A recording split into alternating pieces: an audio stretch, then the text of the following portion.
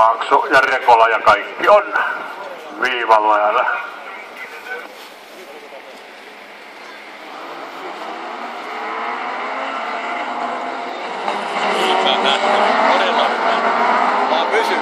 Laakso kärkee, Heikkilä nousee siihen kakkosen, Tamminen sai nyt rapaa sen verran, että näkeekö mitään, Rekola on siinä heti imussa. Pyörähtää sitten Kukkonen ja neljäysi Suvanto ja nyt Kukkonen pääsee siitä, Suvanto taisi sammua siihen. Hyvä ohituspaikka meni niinku siinä pilalle.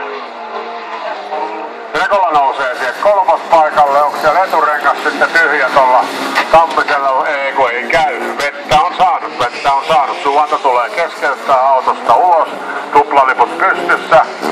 Vauhtia otetaan pois aivan oikein. Edelleen kärjessä siis Janne Laakso Hämeenkyröstä Farmi Fiatilla, Hermanni Heikkilä, Autoliitto Härmä, Pesa 205 on kiinni P-finaalipaikassa. Rekola piiputtaa kalustoa ja sinne nousee Tamminen sitten tuohon sijoituseräpaikalle. Vesi ei ole sähkön kanssa mikään hyvä yhdistelmä.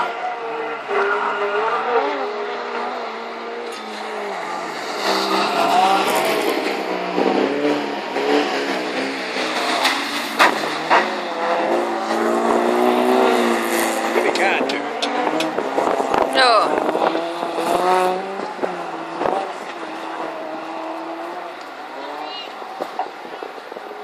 Mitä mennä?